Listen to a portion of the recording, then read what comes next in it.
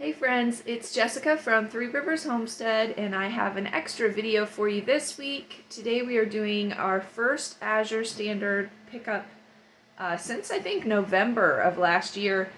We did the pantry challenge all through January and December, and I decided to do a rather large Azure order that will hopefully cover our family for the next 3 months. And I thought, since that isn't really going to fit into the video that I'm planning to do for this weekend, I would just do an extra video this week. So the boys are out there finishing up chores. It's very early. Our pickup is early in the morning, and it's cold outside, so I'm getting all ready to go. I just need to get lunch in the crock pot, and then we'll be off. Okay, so I'm going to get lunch in the crock pot. This is some leftover split pea soup from a meal we had a couple weeks ago, a lunch, and we had extra soup. And I froze them in super cubes. I'll put a link in the description to what those are. They're like a silicone mold, kind of like these right here. And they freeze it in 2-cup portions. So this would be 8 cups of soup. I'm going to put those in the crock pot with a quart of beef broth that I canned recently, and then that will warm up. It'll thaw this, warm it up, and that'll be ready for us when we get home from our Azure pickup. And we had some leftover cornbread from dinner last night, so I think for lunch we'll just have the split pea soup and cornbread. Split pea soup is actually something that I can have on GAPS. That is a GAPS safe meal, and you guys know that I've been back on GAPS, so we eat a lot of split pea soup for lunch. It's my kids' favorite lunch, actually. And then I'm also, speaking of super cubes, I have some cookie dough here that I froze. I did a double batch last week, and so I'm going to get this thawing so that when I get home, I can bake these up and they can be a treat after lunch. It's a very busy morning, so I'm just trying to make it easy on myself.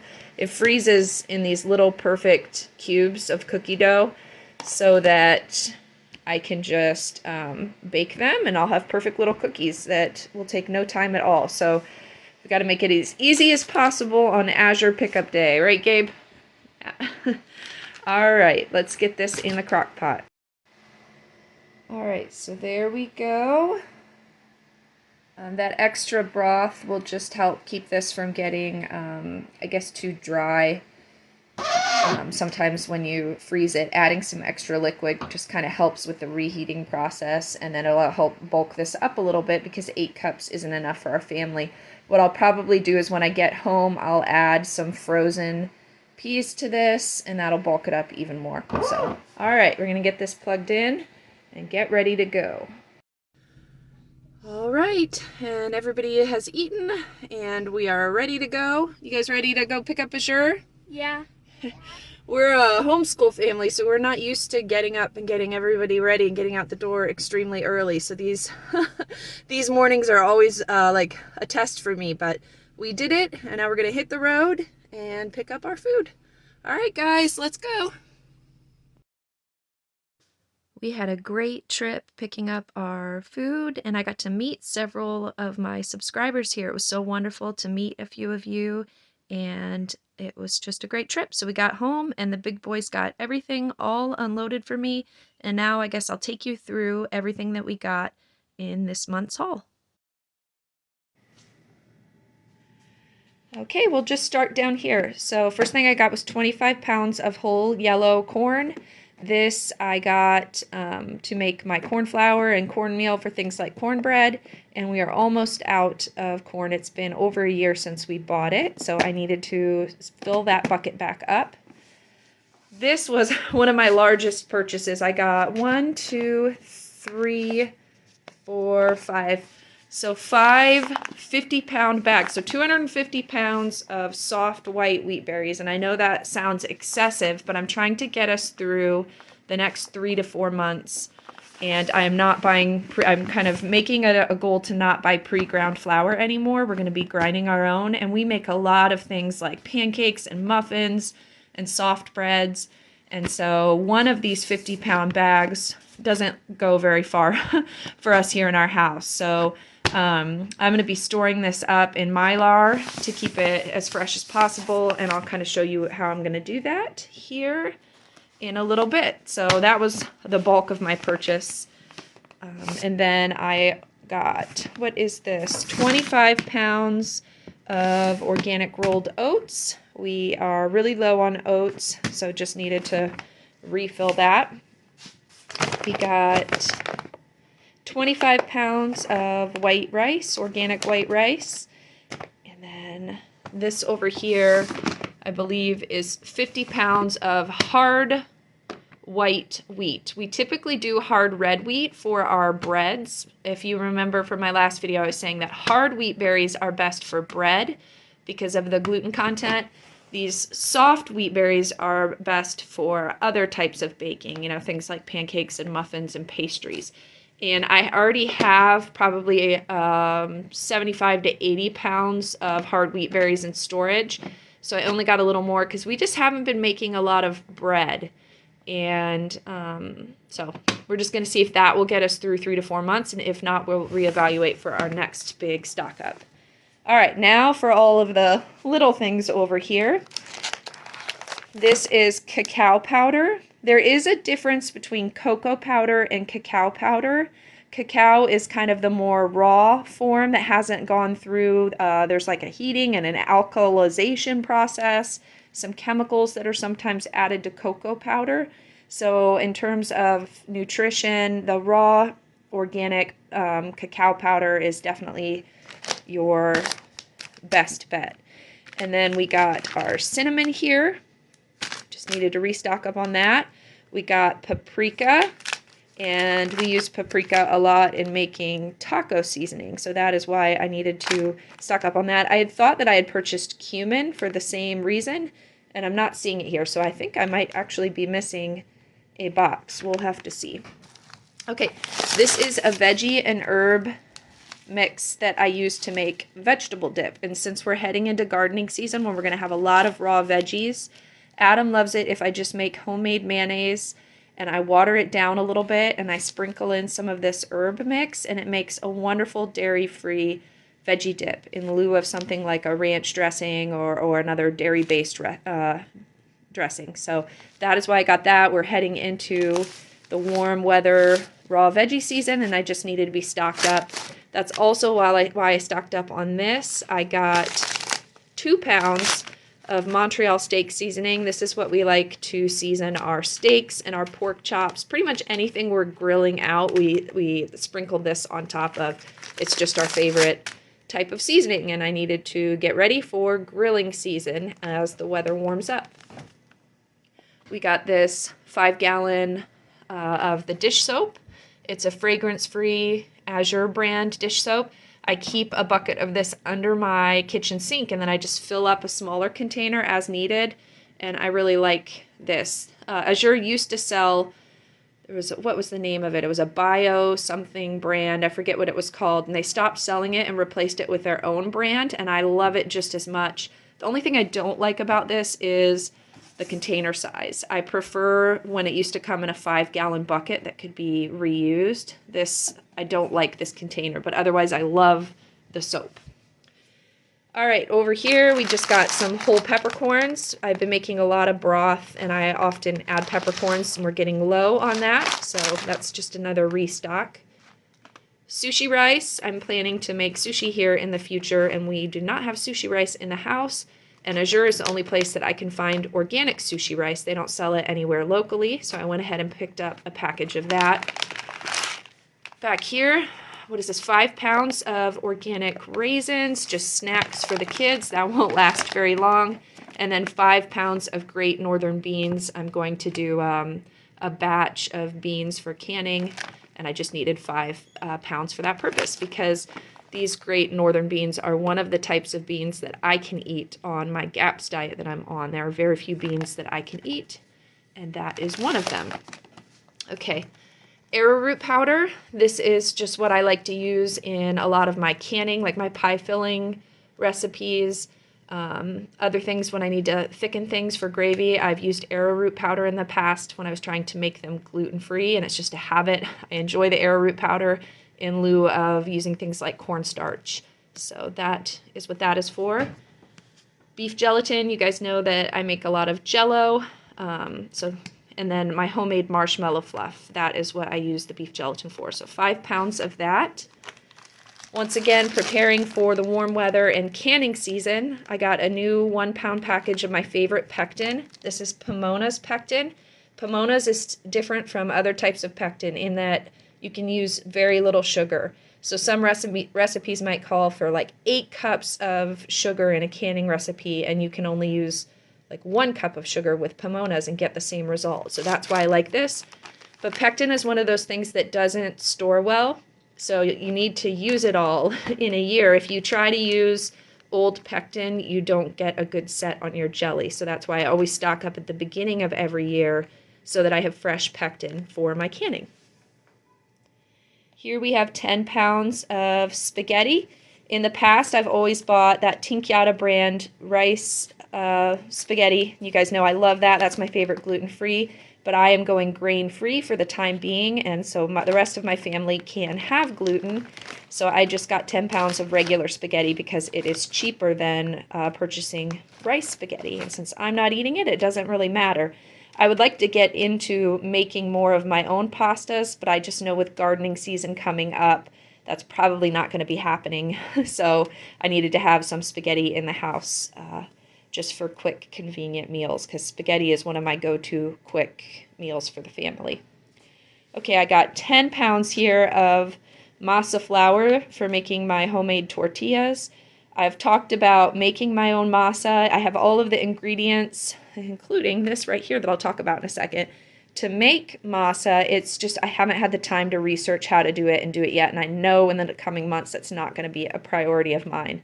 So I would just like to have masa in the house to have, I guess it's not quick when you're making tortillas from scratch, even with store-bought masa, but it's quicker than making masa yourself. So anyways, I just mentioned this. This is calcium hydroxide, also known as cal lime. This is what you use. You soak your whole corn in this in order to make your masa flour. But I also use this for water glassing eggs. And in the spring and summer, we have an abundance of eggs. I've done videos on how I water glass my eggs to preserve them for the winter, and I needed to be prepared for that season. So that is why I purchased this. This was how many pounds is this? 5 pounds? Yeah, 5 pounds. And that will probably last me 2 years. But I only had a couple cups of it left, so I needed to get stocked up. We are nearly out of molasses. This is blackstrap molasses. It's great for you. I use it a lot during pregnancy to boost my iron because it's very high in iron. And I used most of it through Hannah's pregnancy, so I needed to replenish it. I also use this to make my own brown sugar. Since I buy our sugar in bulk, it doesn't make sense to purchase 2 different types of sugar when I already have molasses in the house. So I just make brown sugar as needed using that molasses. And then I got 10 pounds of dairy-free chocolate chips. The kids have been missing that. We haven't had dark chocolate chips in the house for quite a while, so I'm sure that they will be asking for chocolate chip cookies here in the next week or so. They also sometimes like to sprinkle chocolate chips in their hot oatmeal, and sometimes I let them do that as a treat. So those won't last very long around here. You guys have probably seen in my kitchen, I normally have a big 4-pound bucket of baking powder, but they were out of it, so I had to buy a case of these. And I ran out of baking powder during the pantry challenge and had great results mixing cream of tartar with baking soda and a type of starch. And I did that until I ran out of starch in our house. We had a lot of tapioca starch that I had wanted to use up. But then when I sat down to price it out, I was actually surprised to find that just buying the aluminum-free baking powder was cheaper than actually using the cream of tartar and the baking soda and all of that. So that's why I went back to this. I would not recommend buying this much baking powder in bulk if you're not going to use it up fairly quickly. This much baking powder will only last us probably 5, maybe 6 months, and that's why I purchase it in bulk. But baking powder does go bad, and it's something that you can't store in the freezer because the wetness, the condensation that the freezing can cause will actually ruin the leavening action of this baking powder. So I buy it in bulk. I wouldn't recommend buying this much if you're not going to go through it rather quickly, but we will just put this on the pantry shelves. Once again, don't store your extra baking powder in the freezer. Okay, over here, how many pounds was this? 50 pounds? I don't know if this is 25 or 50 pounds. Let me see, 44 pounds. This was 44 pounds of pink Himalayan salt, and this is the powdery, the really fine type. So you can never have too much salt in the house. I just needed to refill my bucket because we were getting low, and I get a really good price buying it in bulk. You're probably wondering, who on earth needs 44 pounds of salt? Well, when you do a lot of canning and things, we will go through it rather quickly. So that is what that is for.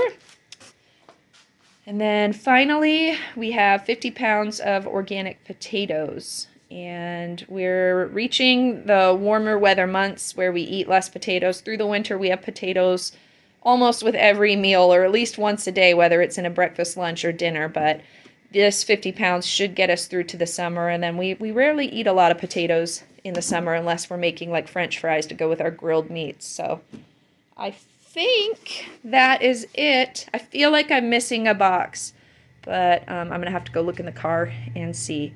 So anyways, that was our order for this month. I had mentioned to you guys prior to the pantry challenge that the whole point of the challenge isn't to use up all your stock and then go and restock and spend a bunch of money afterwards. That would kind of negate the purposes of the challenge. And that typically I don't do an order this big after the pantry challenge, but I'm trying to consolidate Azure standard orders to only have to make the drive and go 3, maybe 4 times a year. I'd like to do it quarterly. And so that's why this order is this big. I've mentioned before that our grocery budget for the month is about $1,000. And typically almost half of that is Azure standard and the other half is fresh produce and things at local grocery stores. But this order came to right around, it was a little between $900 and $1,000. I can't remember what exactly it was. Let's just say $950. So I'm going to split that over 3 months, and this was just a little over $300 for 3 months of groceries. And then the remaining budget will obviously be spent in the grocery store. So as I mentioned, it would kind of be silly for me to use up all of my goods in an effort to save all this money over the course of a pantry challenge just to go and spend a ridiculous amount of money at Azure just to stock everything back up. But this spread over a 3-month period for my family really keeps us in our budget. And so, yeah, I'm very excited. But now comes the hard part of actually getting this all stored away. So I'm going to get busy.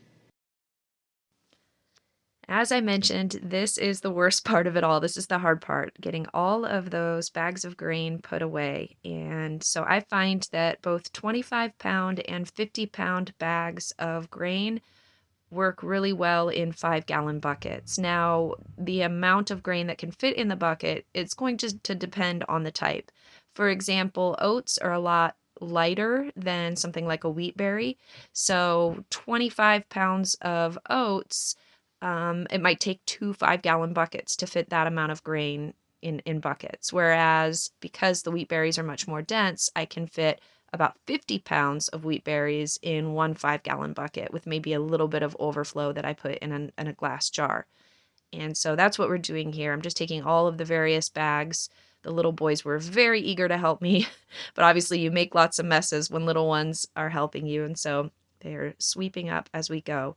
Now, things that are in smaller quantities, 5-pound bags, maybe 10 pounds, those go mostly in our glass gallon jars. A lot of these jars are old pickle jars that we've just cleaned out and reused. I'm putting spaghetti here into an old pretzel container from Sam's Club. Lots of various different containers here. And then if we have too much to fit, if the 5-pound quantity won't fit in 1-gallon jar, overflow will then go into regular quart size canning jars. And so what I like to do a lot of times is, oh, got to clean up the floor here. We got to mop it up first because we made a mess. Okay, so when I put things in quart size canning jars, we end up needing to vacuum seal them. So here's an example of this. I had beef gelatin and it didn't all fit in that 5-gallon jar. So I had some overflow that went into 2-quart jars there. We're going to set that aside. And then once I'm done filling up all of my other containers, I'm going to get out this really cool gadget that was given to me. It's called a pump and seal. And so to use it, what I'm going to do is it comes with a little push pin tack here. And I'm using old canning lids and I'm just putting a hole in the top of those. And then there's a little tab that you put over the top of the hole. And that hole is necessary in order to create the suction using this pump. So it comes with a hand pump like this. You just place it directly over the top of that hole, and the little boys were very eager to pump it for me. It's super easy to do. You know, they sell a lot of vacuum sealers that are big and fancy and electric, but this one is wonderful because it just uses your strength. You can hand pump and get the same result. So the kids are pumping it, and as you pump it, it'll get a little harder to do, and that's how you know that it's running out of air inside of that jar. And this just keeps these items fresher for longer. And so what I'm going to do here, I'm going to show you how this creates a suction. We had a little bit of arrowroot powder in this jar, and it's perfect. The boys wanted to see what this was all about, and I thought they would be able to see it with the powder. So I was just teaching them about the vacuum pressure and how that works. And when you lift it, you can see that powder floating around in the jar. You could actually see the air pressure, so that was pretty cool. But by this point, the baby was getting a little fussy. She's ready for lunch. Everyone else is ready for lunch, so let's get them fed. All right, so here is that split pea soup that had been in the crock pot. I added some freeze-dried rice that is currently rehydrating, and we added some frozen veggies to kind of bulk it up. We have our leftover cornbread, and I think these guys are ready to eat. Okay, friends, it has been a very busy morning. We left at about 8 this morning. We're back now. It is noon and time for the kids to eat, and I feel like I've been dealing all morning with this Azure order, but pretty much everything is put away. I have a few things to haul out to the freezer. I'm not going to get those wheat berries in Mylar today, so in order to prevent any kind of bug growth from potentially happening in those wheat berries, I'm going to put it in the freezer, and that would kill any eggs that could be present in that grain. And so putting it in Mylar would have served the same purpose with an oxygen absorber. That would have, the lack of oxygen would prevent any kind of bug growth. But since I have freezer room, that's easier, and I need easy right now. So are you hungry, honey? Yes. Yes, everybody's very hungry. So I'm going to get these kids fed, and I will see you this Sunday with our normal weekly video. Have a great day, friends. Bye. Say bye. Guys, wave bye. Wave bye.